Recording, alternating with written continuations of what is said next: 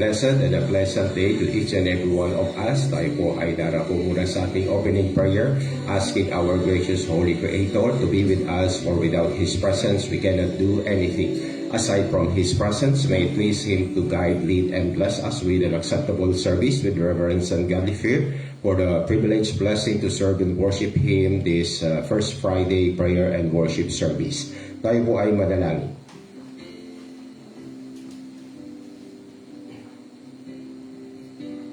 Marami pong salamat muli dakilang Diyos sa inyo pong mga biyaya, pagpapala, spiritual, physical, financial, intellectual na aming pong tinatamasa. Dagdag pa po ang pasasalamat sa tulong biyaya upang sa pribilehiyo na maging bahagi ng inyo pong gawain sa pananalangin at pananambahan kapag First Friday Prayer and Worship Service for the month of June 2025. Salamat po sa biyaya po ninyo sa aming mag-anak para kami po ay maging bahagi nito. At salamat po sa biyaya na makapag-livestream, online worship service, ang inyong pong ministry para po sa mga biniyayaan nyo po na viewers, brethren, loved ones, friends, and other viewers na mas hindi po namin kilala ay makapagbahagi po ng kaalaman sa kanila at matuto sa inyong pong aral at magabayan sa tamang aral, tamang pamumuhay, tamang paglilingkod. At kayo na po ang malugod na kami ay samahan, for without your presence, we cannot do anything. And aside from your presence, guidance, leading, and blessing for an acceptable service with reverence and godly fear. For this privilege na makapanalangin po at makasamba sa Espiritu at katotohanan. At patuloy po na pinagtatagubilin sa inyo ang aming mga sarili at ang ministeryo Jesus Saves Baptist Congregation, Caloocan Assembly, mas magpapala upang kami rin po ay maging pagpapala sa inyong pong banal na pangalan at banal na gawain. Dalangin po namin ang lahat kasama ang pasasalamat sa tinakda po ninyong katugunan. Ito po ay aming dalangin hiling sa ngalan ng inyong buntong na anak, aming Panginoong Heso Kristo. Thank you, Lord.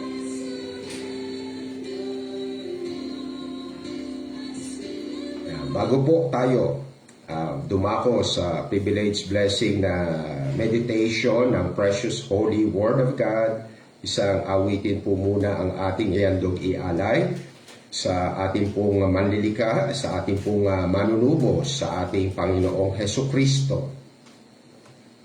Yan. Una pong awitin, Thy word, God's word, have I hid in my heart.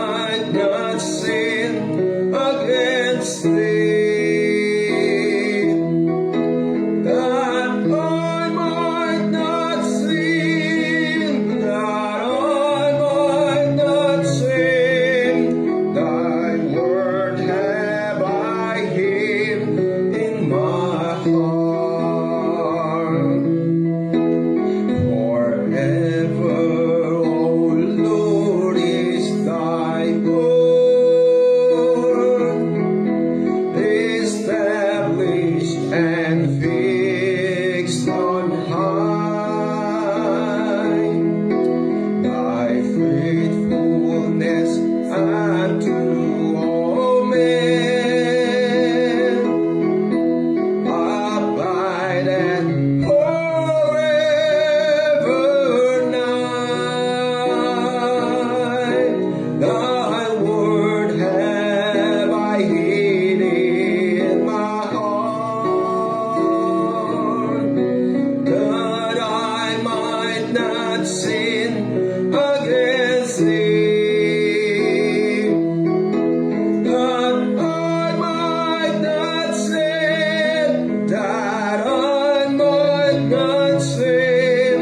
Thy word have I hid in my heart.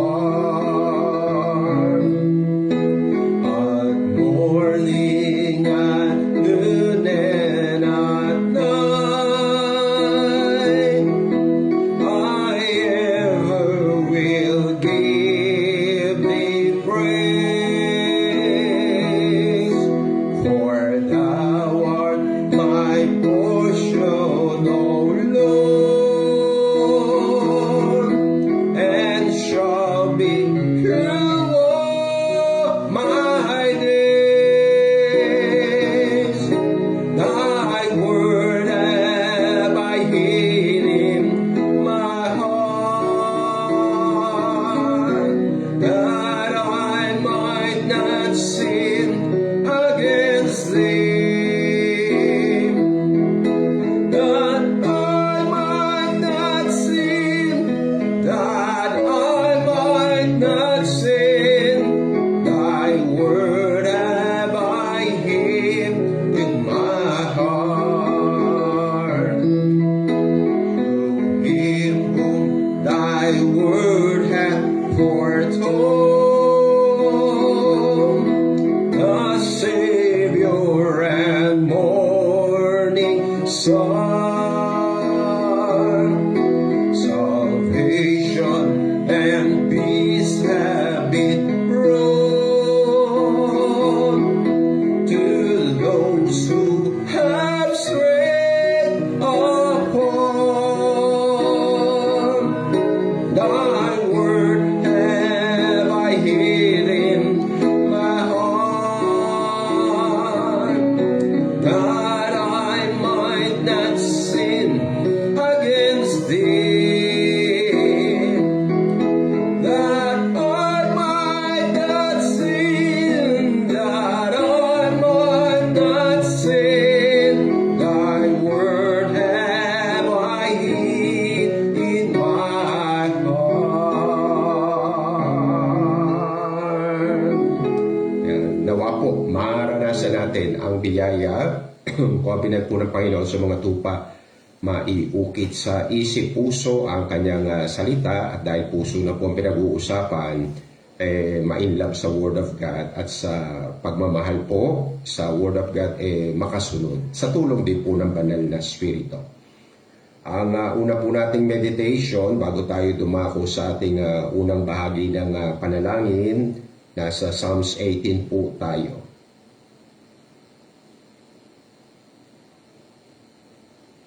Yan, mula po sa 43 hanggang 46, ang una po nating meditation.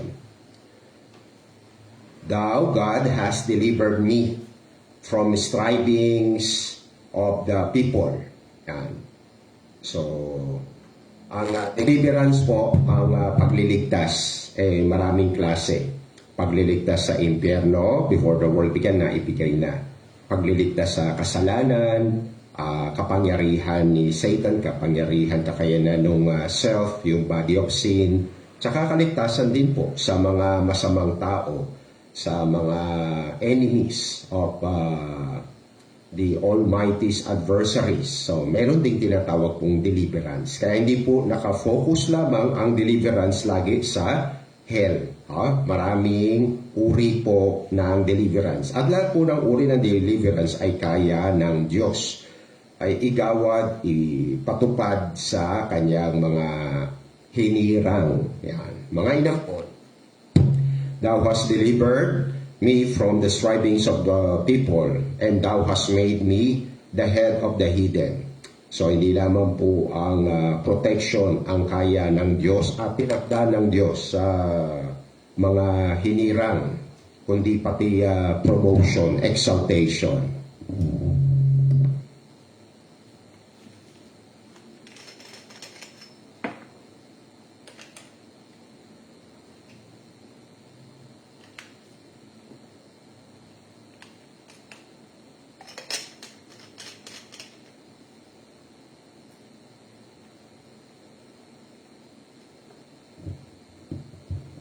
So una po nakita natin ang protection, ha? Tapos ang predestined promotion to his adopted children. Thou hast made me the head of the hidden. So leader, pangulo, pinuno. A people whom I have not known shall serve me. Because of God po yan.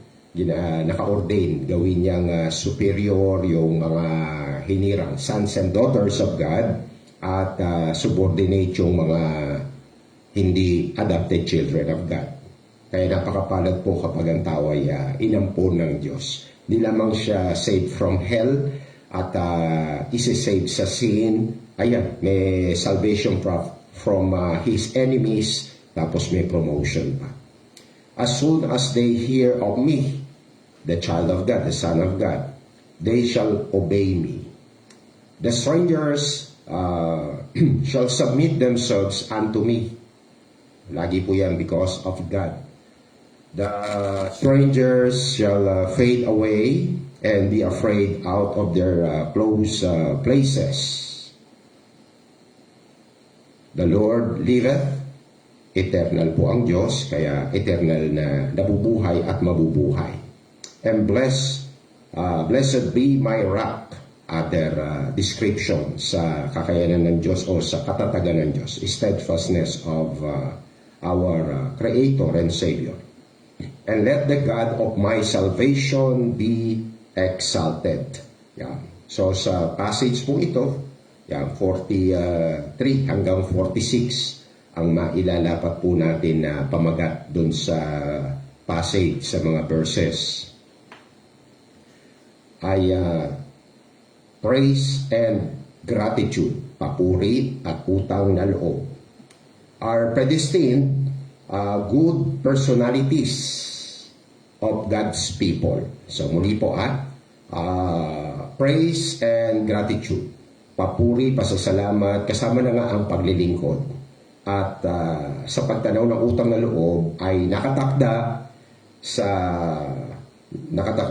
mabuting katangian ng mga inampon ng Diyos. So pag inampon po ng Diyos, may nakatakdang karakter or personality. At syempre, dahil ang Diyos ay holy God, good God, gracious God, kaya naka-ordain sa kanila ay good personalities, good characteristics, good traits. Yan. So ano po yung good traits, good personalities, good characteristics? Kaya by their fruits you shall know them. So ang mga tunay pong ligtas, tunay na anak ng Diyos, tinakda ng Diyos na maging worshipers. Papuri at pasasalamat, pagsamba po yun pag-honor sa Diyos. At pagtanaw ng utang na loob, never po na hindi sila tatanaw ng utang na loob. Hindi po lahat ng tao na ginagawa ng Diyos ng mabuti may utang na loob. Katulad na lang doon sa may ketong, di ba? Sa 10 pinagaling, sabi niya, nasan yung mga pinagaling? Ba't isa lang ang bumalik? Ganyan po kasama ang tao. Ang daming ginagawa ng Diyos sa mabuti, pero pag nakamta na ng tao yung mabuti, iiwan na yung Diyos na nagbigay, gumawa ng mabuti sa kanya. Di ba? Mga walang utang na loob. Ingrato, ingrata. Kaya lahat ng mga tao, miski nagba-Bible pa, maski baptized believer pa, maski nga pastor pa pag nabuhay sa mundo ng walang utang na loob, lahat ng tinatanggap niya mabuti sa Panginoon, hindi siya matuto na tumanaw, magpasalamat, magpuri, maging tapat sa Diyos, maglingkod sa Diyos.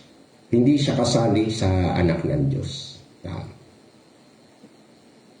So kaya ano po mga other passages, verses natin comparing spiritual things with the spiritual, na ang mga preeminence people predestined to praise the preeminent at tumanaw ng utang na loob. Yan. To thank, to serve. At sila ay patuloy makakaranas ng deliverance or salvation, even promotion. Yan.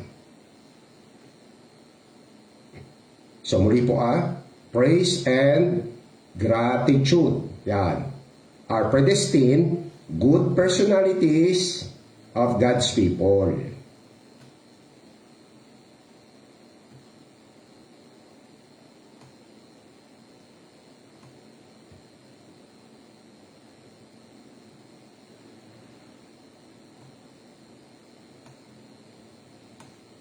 Naka-ordain na po yun. But you are a chosen generation. So, ang God's people, God's adopted children po, pinili, hinirang. Di ba? Other terms sa elect, chosen. Royal priesthood, holy nation, peculiar people, ito na, that you should show forth the praises of Him who hath called you out of darkness into His marvelous light. Yan. So marami na po mensahe yung 1 Peter 2:9 na yan. Pero yung connected doon sa Psalms 18:43 to 46, dahil nga praise and gratitude are predestined to God's people, good personality of God's people, yan po.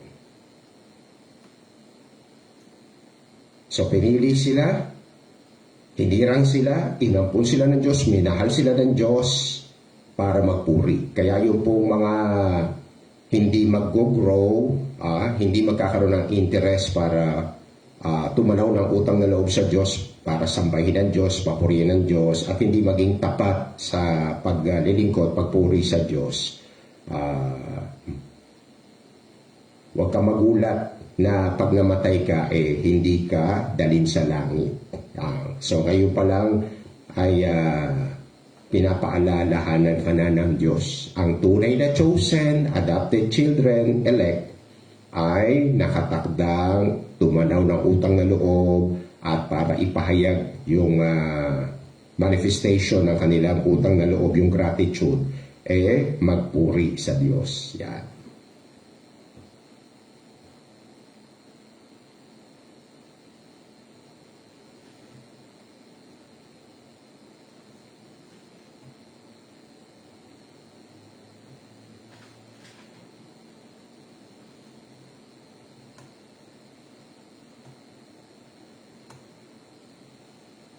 Si Jonah, so may mga mali ring ginawa, di po ba?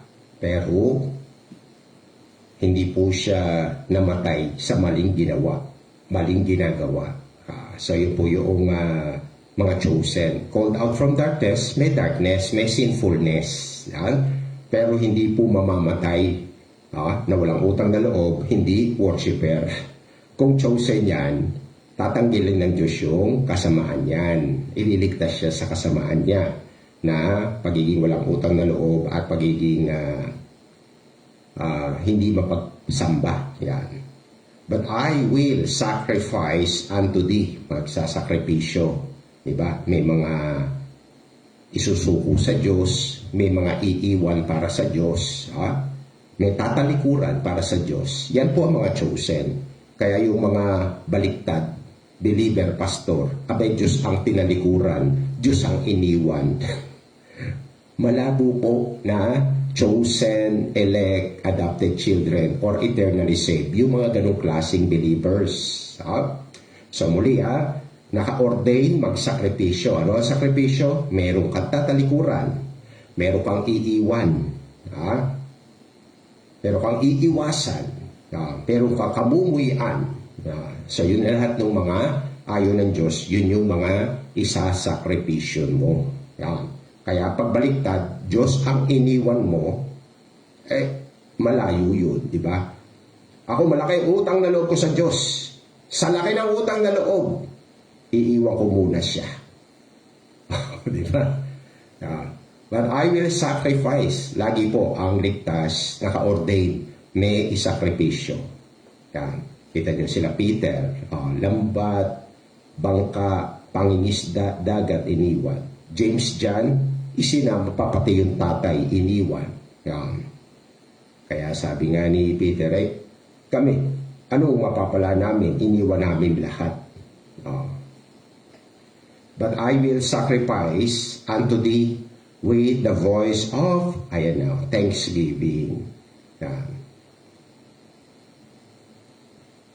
I will pay that thou I have vowed. So yung kanyang panata, tutuparin niya na. Salvation is of the Lord. Yan. So muli po, salvation from hell, isang salvation yon. Salvation from sin, another salvation yon. Salvation from enemy. Yung sa mga sakit, that's my salvation din yun eh. So, there are so many different types, kinds of salvation. Hindi pag nakarinig ka na salvation from hell lang ang nasa isip mo. Yan, napaka kapos ng kaunawaan mo. Pag nakarinig ka salvation, hell lang ang iniisip mo. Yan. Katulad po dito, salvation, and the Lord spake unto the fish, kasi pinalunok siya ng Diyos doon sa isda di ba? And it vomited out Jonah upon the dry land. Yan. So, hindi lang tao ang pwedeng maging panganib, di ba? So, ang pinakapanganib po talaga, Diyos. Di ba? Behold the goodness and severity of God. Goodness, magpapatuloy tayo sa kabutihang loob ng Diyos. Hindi natin siya i-displace, ipoprovoke. Severity, kapagsikan, kalupitan, kung mag-fall tayo doon sa goodness, di ba? Kung hindi tayo makikipagmabutihan sa Diyos, di tayo God pleaser, di ba? Pleasers of ourselves, pleasers of people, ay wala ka na, di ba?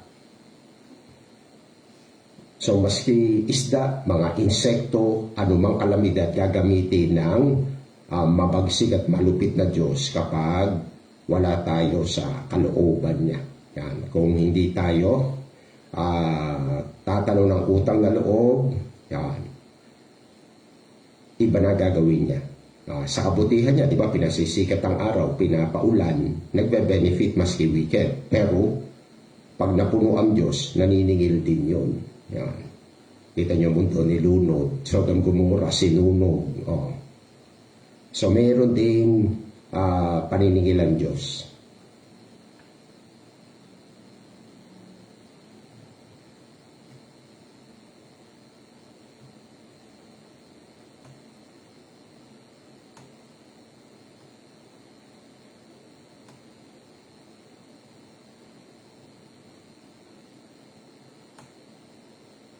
Wherefore David, elect, chosen. Alam po natin yan. Bless the Lord, or please the Lord, serve the Lord, di ba? Obey the Lord, love the Lord. Before all the congregation, and David said, Blessed be thou, Lord God of Israel, our Father, forever and ever. Yan. Kaya kung bibigyan ng opportunity si David, ng walang hanggan niya rin na ipiplease, paglilingkuran, pupurihin ang Diyos. Why? Bilang pagtanaw ng utang na loob, di ba? At saka biyayang wisdom. Ba't niya hindi ipiplease ang Diyos always, forever? Lahat ng meron siya utang na loob niya sa Diyos. Kita niyo mga tumataw ng utang na loob, laging binabanggit. Binipida ang Diyos. Thine, O Lord, sa inyo, O Diyos, divine ownership, is the greatness. Kaya yung kadakilaan niya, hindi niya inaangking sa kakayanan niya, kaya naging dakila siya. Di ba? Kaya niyang patayin si Goliath, no? Kaya niyang patayin pa, urungin ang mga kaaway na Pilisteo. Hindi. So, yung kadakilaan niya, lagi ina-attribute niya sa Diyos. Yan. O tinatanaw niya ng utang na loob sa Diyos. Kaya nga, from the abundance of the heart, the mouth speaks. So, makikilala mo ang tao kung mapagtanaw ng utang na loob sa Diyos. Lagi ang Diyos ang bida. Yan. Nasa magandang estado siya, kondisyon ng pamumuhay. Pag ang bida lagi sa kanya, purihin ng Panginoon. Sagana, biyaya ng Panginoon sa amin, mag-anak, yun, yung mga ganon. Hindi yung tipong, alam mo na, nagsipag ako ng pag-aaral, yan, kaya umaani na ako, di ba, yabang. And the power, mula strength, di ba? Capability, at saka yung kapangyarihan pa nga na tugisin, di ba? Ang mga kalaban, talunin. And the glory, kaluwalhatian, and the victory, triumphs, anumang tagumpay, lahat po yan, ina-attribute niya because of God. and the majesty for all that is in heaven. Lahat po ng makikita sa kalawakan, planets, stars, meteors, meteorites, o kahit ano man po doon. And in the earth, at ano man nag-i-exist sa lupa, kalupaan, minerals, mga cattle, hayop, mga tao, mga ginto, pilak, lahat-lahat is thine. Yan. Kaya nga kung tithes pa lang, tisod ka na. Grabe yung iyong covetousness. Di ba? Lahat nga sa Diyos tithes inaangkin mo pa.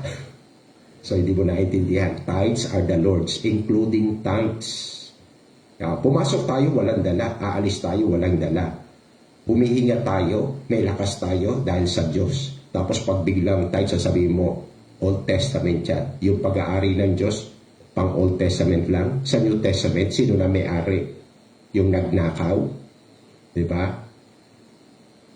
Kailanman, ang anumang bagay na meron ng magnanakaw, hindi kanya. Ninakaw niya nga lang Yan.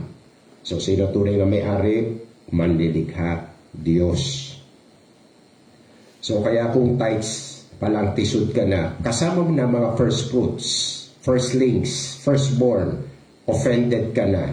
Yan. Hindi mo maibalik sa Diyos. Hindi kayo pareho ni David. Si David, alam niya, first fruits, firstlings, tithes, everything, anything, pag-aari ng Diyos. Tapos makiki-salvation ka. Magkaiba kayo ng prinsipyo ni David. Di ba?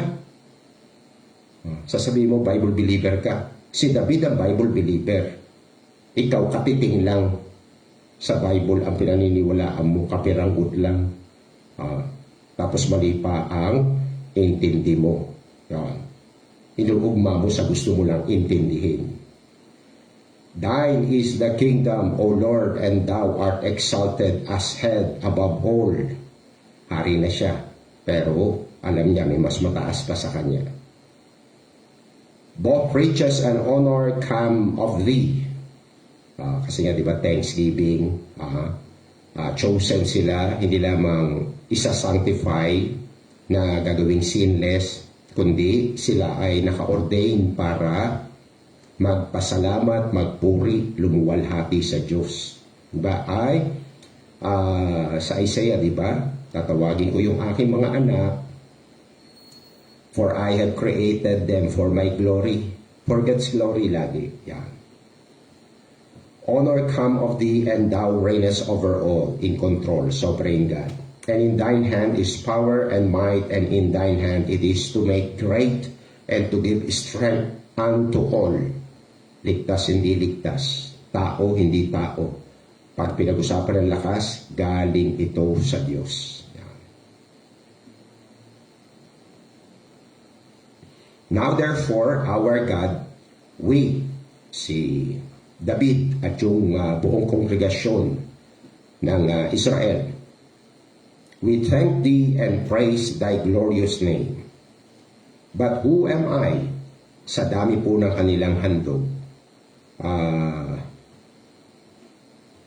mga vessel mga kumbaga drum ng ginto pila. Sa dami nun, nanliliit pa siya, nahihiya pa siya sa Diyos. So yung pong kanilang offering dito ay specifically, particularly for the glorious temple, paghahanda para sa gagawing maluwalhating templo, tahanan ng Diyos. So, kung may offering po ganun, ang tawag doon ay voluntary offering, free will offering. So, pag sinabing free will offering, ito'y beyond doon po sa first fruits offering, magkaiba po yun. Tithes, magkaiba rin po yun. Yan. So, pag free will, mayroong specific na proyekto. Ayan. Kaya muli ang daming believers, preachers na walang karapatang magpakilalang Bible believer. Bakit? Kung sa Panginoon Kristo hindi ka na nga naging kawangis. Doon sa David na hindi Diyos na nagkatawang tao, hindi ka pa rin kawangis. Saan ka na ikakawangis? Di ba? Di ka na conform sa Christ. Di ka na rin conform kay David. Tapos sasabihin mo, believer kang ligtas. Believer kang bride of Christ. Mahiya ka. No. Believer ka lang pero hindi ka believer na ligtas. Hindi ka believer na bride of Christ. No. Believer ka kasi na walang utang na loob. Believer ka na hindi tapat sa Diyos, hindi tapat na lingkod, hindi tapat na katiwala. Katiwalda, so doon, pasado ka ron. But who am I and what is my people that we should be able to offer so willingly? Yan. So sa mga spiritual na tao, natutuwa sila kapag sila po ay natutong maghandog ng willingly. Bakit po? Kasi sign po yun na sila ay children of God. Sila ay eternally saved. Bakit? May Psalms 110:3 tayo, di ba? Thy people shall be willing in the day of thine power. So, ibig sabihin, nararanasan nila ang kapangyarihan ng Diyos sa buhay nila. Kaya sila nagiging willing. Kaya lahat ng taong hindi willing sa tithes, first fruits, saka free will offering, all types, forms of offering, na malungkot ka. Bakit? Bakit hindi ka ginagawa ng Diyos na willing? Ang people of God naka-ordain maging willing. Kaya, ayan, na-appreciate nila that we should be able to offer so willingly after this sort. Sa dami nito, hindi kami nang hinayang, bukas loob, di ba? Parang grace giving. For all things come of thee. Yung pang isa. Kinlaro ng Diyos sa puso, sa isip nila.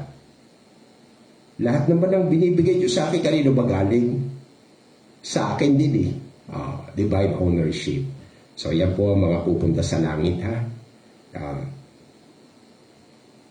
Alam sino may-ari ng lahat at alam niya ang estado niya rin sa buhay. So, una, Diyos ang may-ari lahat. Tapos, ang tao, katiwala, steward. Yan. Pero dahil hindi born again, ang mga taong katiwala ay namumuhay sa pagiging katiwaldas. Yan. For all things come of thee, and of thine own have we given thee. Yan. For we are strangers before thee and sojourners, as were all our fathers. So, mula pa kila Abraham, di ba? Ur of the Chaldees of Mesopotamia, tinawag sa Canaan, promised land. Our days on the earth are as a shadow, and there is none. So ito po yung 1 Timothy 6, di ba? Na pumasok tayo. Walang dala. We brought nothing into this earth, into this world, and it is certain that we can carry nothing out. Yeah. Kaya nga godliness with contentment, great gain. And there is none abiding. O Lord, our God, all this is stored that we have prepared to build thee an house for thine holy name cometh of thine. Yan. Kaya kung magkaroon man po ng pagpapatayo ng simbahan, muli, kung ikaw ay, sabihin natin, nag-offering, wala pong ligtas na bibilangin niya sa buong buhay niya. Nako, malaking parte ko dyan sa pinatayong simbahan namin. Bakit? Diyos ka ba? Ikaw ba may-ari? Pinadaan lang ng Diyos sa kamay mo Akala mo, ikaw na ang dahilan bakit natayo simbahan. Mali, masama. Yan. Ito mga ligtas. Sa bari-barilis na ginto, pilak, tanso, na kayamanan na binahagi nila para sa glorious temple. Walang magsasabing malaki na itulong ko sa pagpapatay na simbahan. Kasi galing lahat sa Diyos. May-ari Diyos. And is all thine own. Lahat. Marami, mapakonti. Lahat na naghandog sa glorious temple galing sa Diyos. Yan.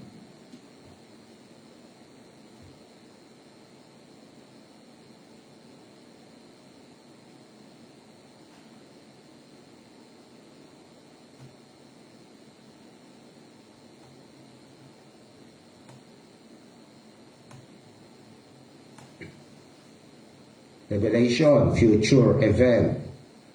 The 24 elders fall down before Him, before the Lord Jesus Christ. So, sumamba, nagpapira pa sa Panginoon Kristo. So, specific sa Panginoon Kristo, hindi sa Diablo. That sat on the throne and worship Him that liveth forever and ever, and cast their crowns before the throne. Ang Panginoon, binigyan sila crown of life, di ba? Sa mga handang mamatay ng tapat, di ba? Bibigyan ko ng crown of life yung mga magiging faithful unto death. Yung mga magiging perfectly righteous, crown of righteousness, di ba? Mga elders, preachers, pastor, pastor ng tapat, crown of glory. So may mga corona. Yan. So yung mga ligtas, siguradong ligtas siya kasi may corona na nga di ba? Yan. Na-recognize pati yung kanilang sacrifices, services, faithfulness. Before the throne, inialay ba naman, very willing, alisin sa kanilang ulo para ihandog, ialay, regalo sa Panginoong Hesukristo. So bakit po ginawad na ng Diyos, pinarangalan na sila, gusto pa nila yung corona na yun ibalik sa Panginoon? Kasi nga po ang chosen, tinakda para sumamba sa Diyos. Hindi mag-covet mula sa Diyos, kundi anuman meron siya, iaalay niya. Isosurrender, isasacrifice niya, i-offer niya sa Panginoong Jesus. Hindi sila ang mga ligtas po, hindi tinakda na puro pakabig, ano mapapasakin, ano mapapasakin, ano mapapasakin. Mali. Ang mga binigyan ng kaligtasan, tinakda, ano ibibigay, iaalay sa Panginoon. Before the throne saying, so, why? Sila David, nakita natin sa lupa. Nanliliit pa sila sa dami na ng kanilang handog. Bakit? Galing naman sa Diyos daw. Thou art worthy to receive these crowns and not us. O Lord, to receive glory, honor, and power, for Thou hast created all things, and for Thy pleasure they are and were created. So, hindi po nila masikmura na koronahan sila kasi alam nila yung kanilang obedience. But sila sumunod because of the new heart and because of the Spirit of God. Caused them to, walk in God's statutes. So, nahihiya sila. Kung hindi sa Diyos, di naman tayo makakasunod. Kung hindi naman sa Diyos, the Lord, direct your hearts into the love of God. Kung hindi dahil sa Diyos, di naman tayo magmamahal sa Diyos. So, maliwanag po sa mga ligtas na lahat ng kanilang spirituality is because of God. Let us bless the Lord with all this, because He hath blessed us with all spiritual blessings in heavenly places. Service, I am what I am by the grace of God. The grace of God is not in vain. I labor, more abundantly, but not I, but the grace which was bestowed upon me.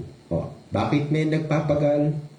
At bakit may masasanctify? Bakit mayroong talagang magiging sukusok? Because of God.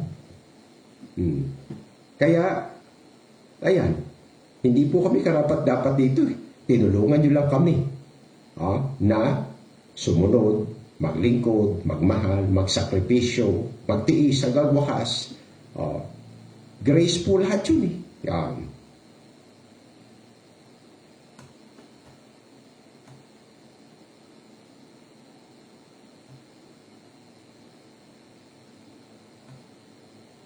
And dahil po ang kausap sa Revelation ay 7 churches sa Asia, di po ba?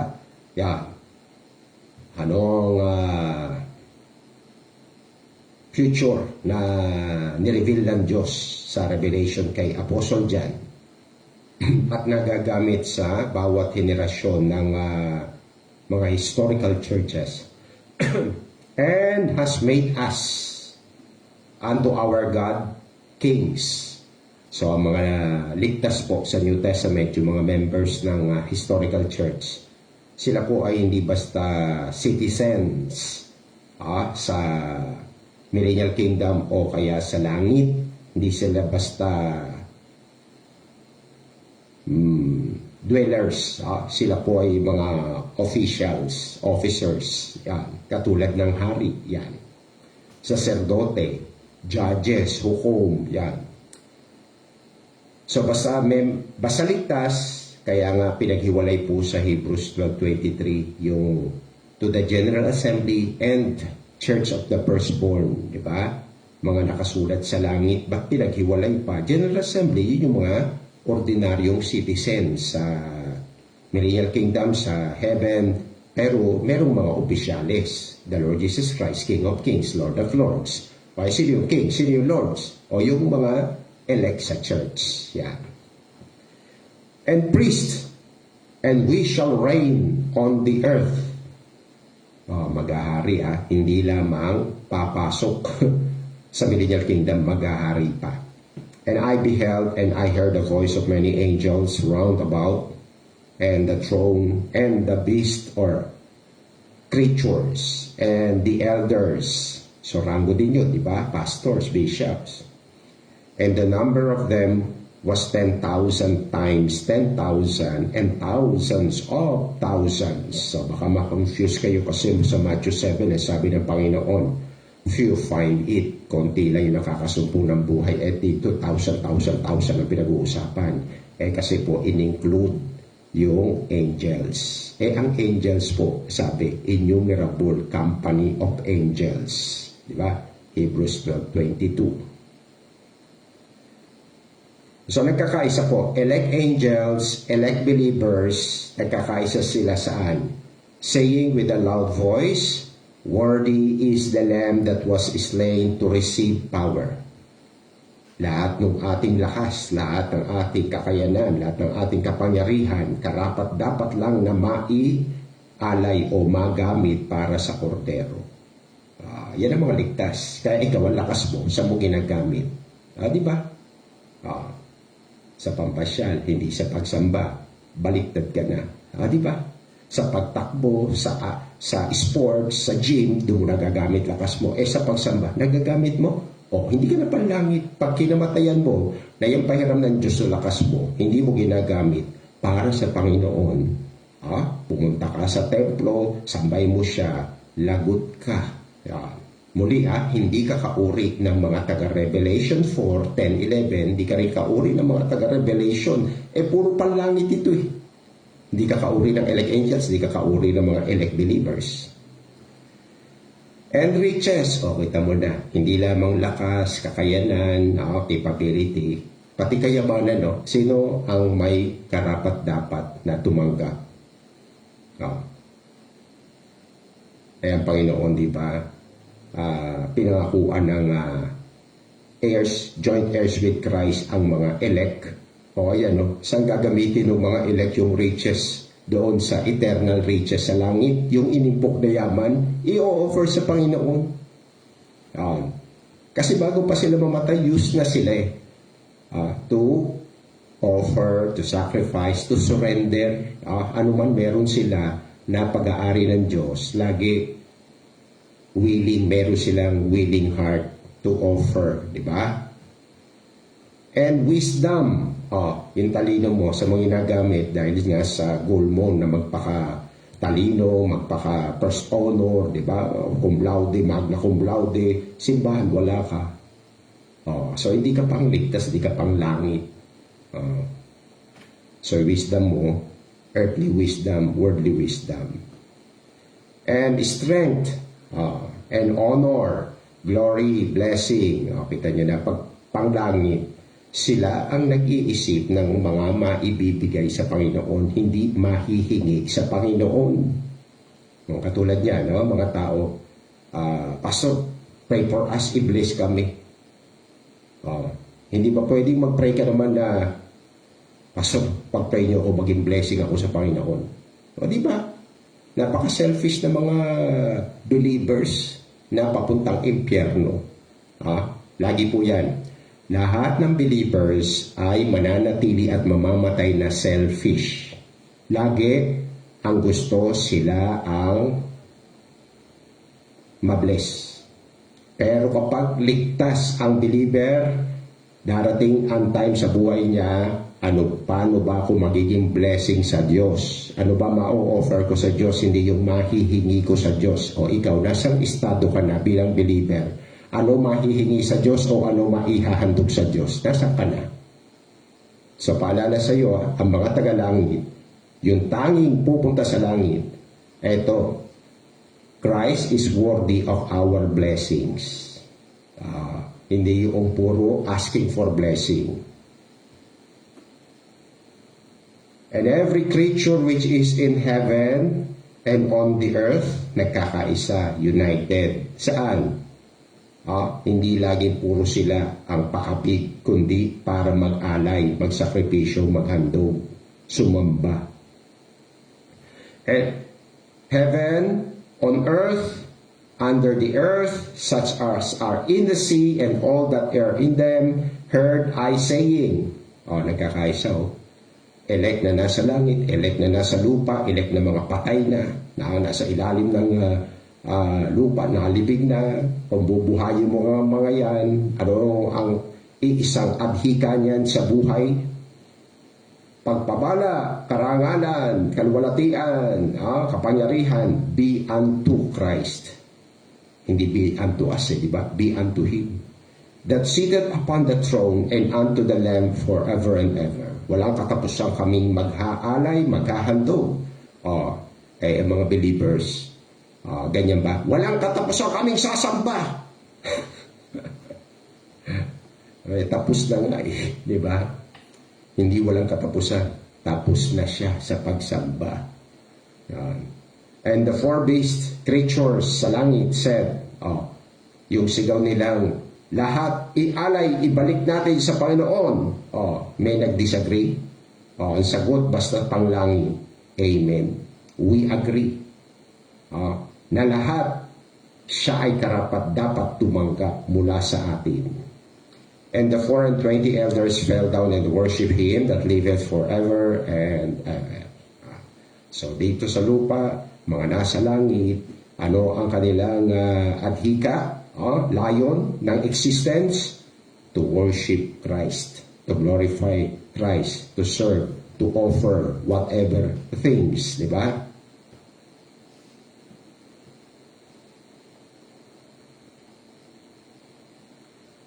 So, yung ganyang uri ng mga believers, yan po ang mga ipaghihiganti ng Panginoon. Yan.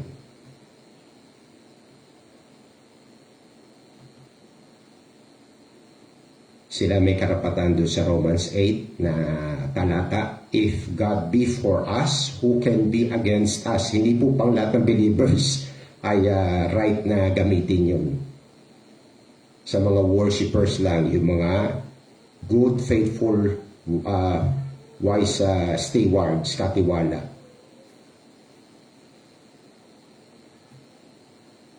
And after these things, I heard a great voice of much people in heaven. Ayan. Saying, Hallelujah. So praise the Lord yun. Salvation and glory and honor and power unto the Lord our God. Dagdag mo pa yan doon sa Revelation 4, Revelation 5. Talagang pag heading to heaven, used sila, ordained sila, to thank God, to serve God, to offer all, everything. Yan. Pati nga buhay nila, di ba? Present your bodies a living sacrifice, holy, acceptable, which is our reasonable service.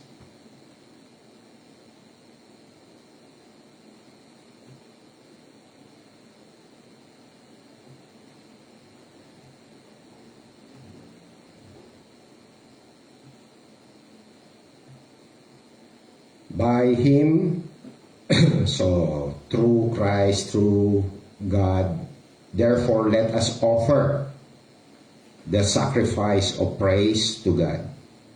Bakit na bang naging sakripisyo ang magpuri sa Diyos? Paano hindi magiging sakripisyo? Nung time nila, Hebrews 10, bawal magpuri sa Diyos. Walang freedom, di ba, to worship God. Kaya kung ikaw ay magpupuri sa Diyos, may isasakripisyo ka. Continually, hindi pwedeng occasionally, or kung kailan maluwag, kung kailan walang appointment. Diba? So, ganyan tayo. Pag walang appointment, walang lakad, siyempre, makakasamba ko Pero wag lang may lakad. Patay. Paano nag-sacrifice yun? Diba? Sacrifice of praise to God continually, consistently. That is the fruit of our lips, giving thanks to His name. So, uli, bakit naging ang papuri, pagsamba sa Diyos na consistent ay sacrifice?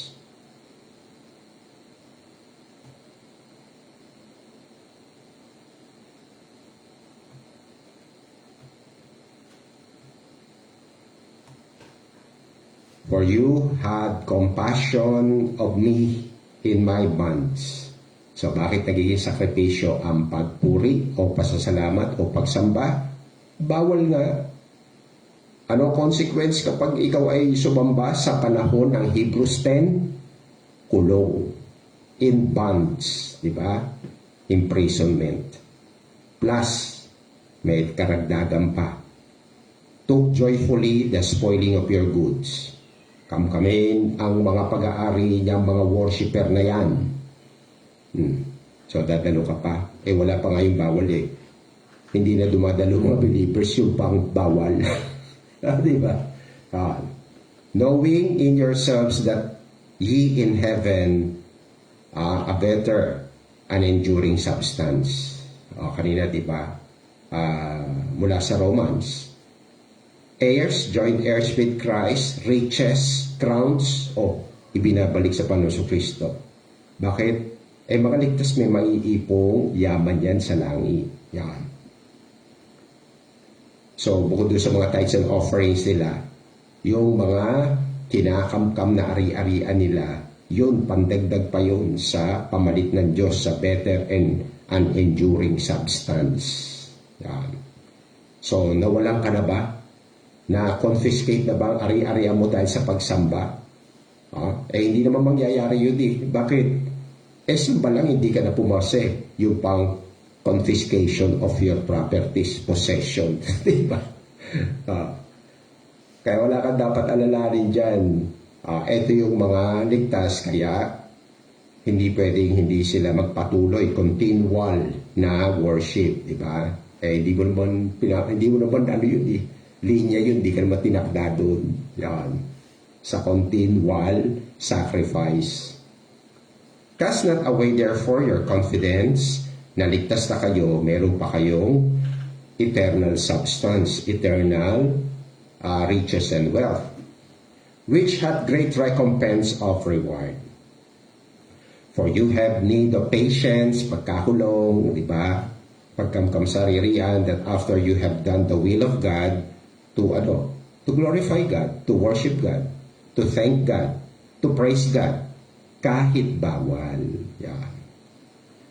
You might receive the promise. What promise? Specific salvation of your soul.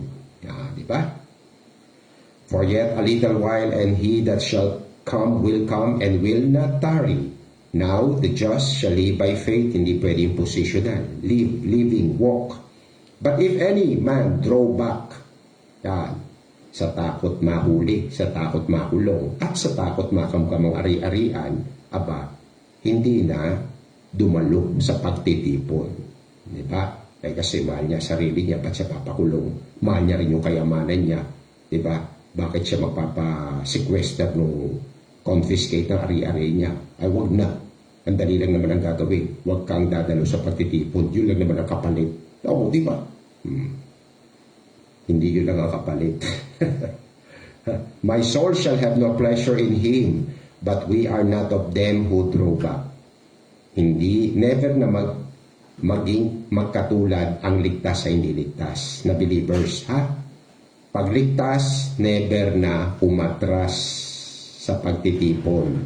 Never na maging unfaithful sa pagtitipon. Yan ang mga naka-ordain sa ligtas. Yan. Yung mga aatras na, takot makulong, takot maghirap, takot din ma-torture. Siyempre, kasama yung Hebrews 11 tsaka Hebrews 12. Unto perdition. So, kaya kawawa naman yung mga naloko, napangakuan na mga tinatanggap sa Panginoon, pinangakuan ng salvation, na maski mag-backslide daw, maski hindi na worshiper ligtas, turo po ni Satan yun, hindi turo ng Diyos. Ito turo ng Diyos. Ang mga hindi handang makulong, hindi handang mawalang ari-arian, makasamba lang, yun lang po ligtas. The rest, perdition, hell, lake of fire. But of them that believe, they just live by faith, worshiper, kahit anong mangyari, mamamatay siyang worshiper. To the saving of the soul. Yan po yan, very clear. Kaya salvation baka mo ng kaluluwa sa impyerno? May biyaya ka ba na maging tapat sa pagsamba? Continually, kahit bawal na. Kung sa hindi pa bawal, hindi mo na kaya maging tapat, how much more kung pinagbabawal na? Di ba?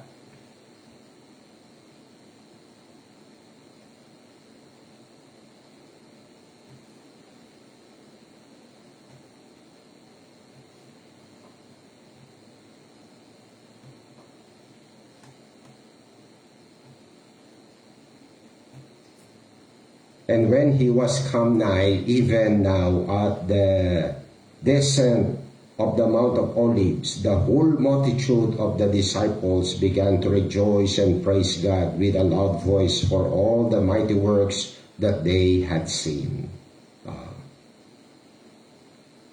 Dahil disciples, followers, yan.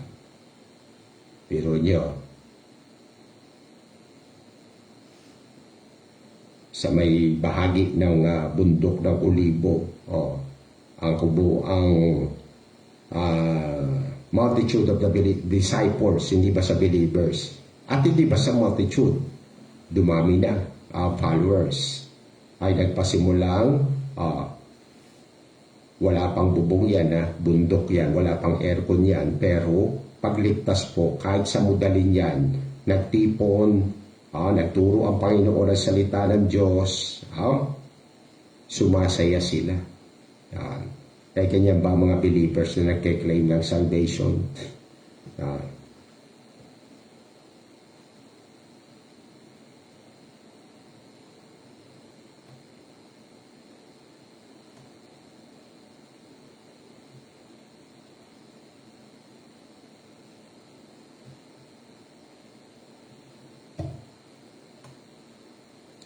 And they, muli, continuing. So, hindi seasonal, hindi occasional. Hindi kung kailan lang masaya. Kung gusto, kailan lang maluwag ang appointment, ang calendar. Di ba? Daily. Ito nga, daily pa. Kaya hindi po basta Lord's Day, Sabbath Day lang ang pinag-uusapan sa usapang ligtas. Not forsaking the assembly, katulad nito, daily. So, sino ang dadalo ng daily? And they, the children of God, continuing daily. Yung saved believer, continuing daily with one accord in the temple. And breaking bread from house to house. Kung hindi na sila welcome sa temple, no problem, structure, building lang yon. Ang tunay na temple, mga katawan, di ba, ng mga inampo ng Diyos, mga tupa. From house to house did eat their meat with gladness and singleness of heart. Walang napilitan sa pagdalo. Yun lang ang ibig sabihin. Praising God and having favor with all the people. And the Lord added to the church congregation daily such as should be saved.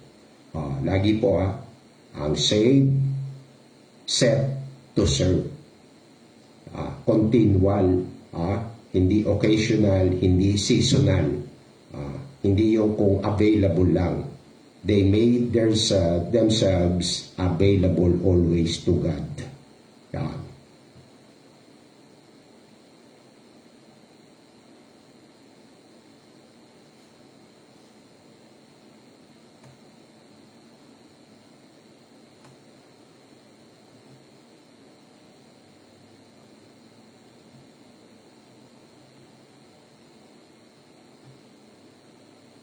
In everything, basta anak po ng Diyos, ano man ang bagay, ano man nangyayari, give thanks. So, thankful. Dahil sa dami pa naman ng blessing ng Panginoon, mapa-spiritual, mapa-physical, mapa-earthly, material, financial, intellectual. O, sa dami po nun, talagang tatanaw at tatangaw ng utang na loob ang tunay na ligtas. Yan. At magpapasalamat pagpupuri sa Diyos. For this is the will of God in Christ Jesus concerning you. Isa yun. Kaya nga, hindi lahat ng tumatawag sa akin papasok sa langit. Yung gumaganap lang ng kalooban. Kalooban ba magpasalamat, sumamba, magpuri? Oo. Continually.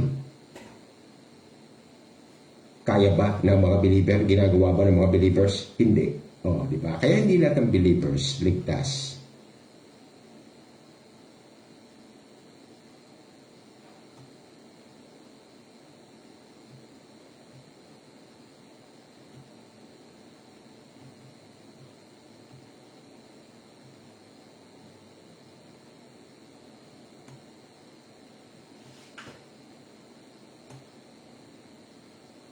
Blessed be the Lord who daily load us with benefits, even the God of our salvation, Sila. Ano raw sabi? Let us bless, let us thank or praise the Lord, and for what reason? For the daily benefits or daily blessing daw. Yun. Ba't di ko nararanasan yan? Araw-araw, benepisyo mula sa Diyos. Kasi kung wala ka utang na loob, hindi ka marunong magbilang ng mga tinatanggap mo sa Diyos. At delikado yung espiritu mo, hindi espiritu na galing sa Diyos. Di ba? Opposite ng let us bless the Lord, yung complain, murmur. Ano ba naman yan? Ano ba naman yan? Ano ba naman yan? Araw-araw na lang. Di ba?